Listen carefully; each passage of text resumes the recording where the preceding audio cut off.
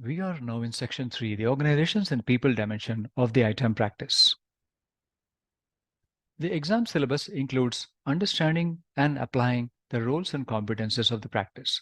Firstly, we will describe the responsibilities of the key roles of the practice, which are the following: the IT asset manager, the IT asset custodian, the IT asset analyst, the IT asset register administrator, the license manager, the IT asset owner, and the IT asset consumer. Also, we will see the application of how to position the practice in the organization structure. We begin with an overview of the competency codes and profiles within ITIL. There are 5 competency codes in ITIL: L, A, C, M, and T. Now, this table itself is not in scope for the exam, but it's good to know this when you're defining your own roles within your own organization. So L is for leader, A is for administrator, C is coordinator or communicator, M is the methods and techniques expert, and T is the technical expert. Usually for a role, 3 competency codes would be used. For example, if it is CLA in that order, it will mean that C is the most important competency needed, followed by L, and then followed by A. So which means the individual needs to have coordination and communication capabilities, mostly, followed by leadership, and then followed by administrator. You can even have codes with more than 3 letters, such as 4 or even 5 letters. And the letters go from the highest competency need to the lowest competency need.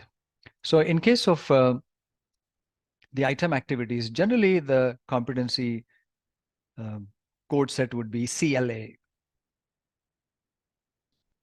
Now, one more thing is the practice guides on their own do not describe the practice management role, such as practice owner, practice lead, or practice coach. They focus on specialist roles that are specific to each practice, and we will see them shortly. And in reality, the structure and naming of each role may differ from one organization to another. Therefore, any roles that we see in ITIL should not be treated as mandatory or even recommended. And roles are also not job titles, because one person can take on multiple roles, and one role can also be assigned to multiple people. The main role in ITAM is the IT asset manager, who can also be the IT asset management practice owner. So now let's dig into each of these roles. Firstly, we start with the IT asset manager. This role is responsible for overseeing the IT asset lifecycle and the related data in their organization for all the IT assets in scope. And this role may be local or global. In most organizations, it is performed by a dedicated person, but sometimes specialized in specific IT assets, such as there could be a software asset manager and a hardware asset manager, cloud IT asset manager, and so on. This role is responsible and even accountable for all ITAM activities. And as I mentioned earlier, is also the practice owner. And the competency profile here would be CLA, as I explained earlier. Now let's look at a detailed set of responsibilities for the IT asset manager. They're typically responsible for many things. They have a supervisory role, so they will manage the ITAM approach. They communicate that approach and procedures to others. They integrate the approach into value streams. They make decisions about IT asset inclusion in the scope, meaning which IT assets will be part of the scope, and for managing exceptions as well, and ensure that the IT asset lifecycle models are followed, and that the IT asset register contains valid data, and they will ensure that the IT assets are compliant to regulatory and internal policies. And they will also participate in the IT asset risk management and liaise with the monitoring and event management practice, and ensure core IT asset events and changes are monitored. And then a couple more, they will be responsible for optimizing the IT asset utilization and reporting related financial results, and reporting on the ITAM and compliance. So quite a lot, that is. And if you notice carefully, they are not involved in day-to-day activities per se, but they have a more supervisory and management role.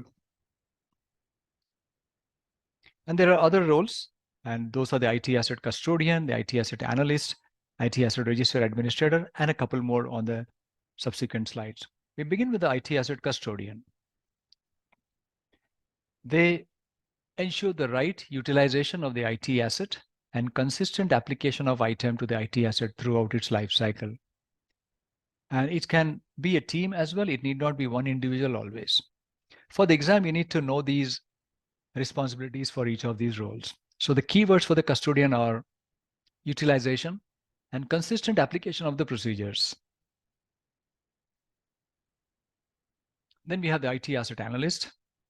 They ensure that the IT assets are properly managed and maintained. So the word maintained is key here, which means they will be tracking the IT assets, monitoring their usage, identify and mitigate risks of those IT assets, provide recommendations for improving the management of those IT assets. They may also be additionally responsible for developing and implementing policies and procedures related to the ITAM and for providing training and support to end users. And then we have the IT Asset Register Administrator. They are an admin role, so they are responsible for analyzing and providing information regarding the assets or related to the assets, and they will ensure the requisition, distribution, and information update for the assets. So it's more information oriented. We have other roles such as the license manager, IT asset owner, and the IT asset consumer. The license manager will be the subject matter expert for all licensing aspects related to software and cloud products, including the stock of available licenses. They will collaborate with the supplier and contract manager roles to ensure IT asset related contracts are appropriate in terms of cost, value balance, and compliance. In large organizations, this role can be dedicated to a specific platform or to a specific software publisher.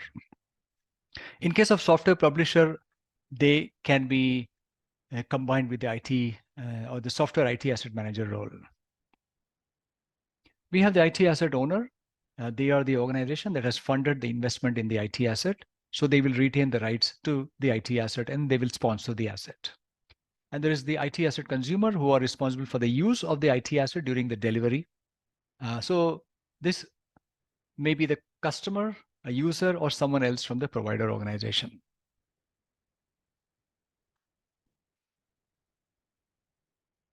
Now we have the organization structures and teams for the ITAM practice.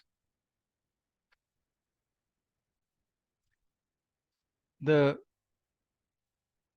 ITAM practice always sees a struggle between the centralization and decentralization because of the evolution of this practice over a period of time.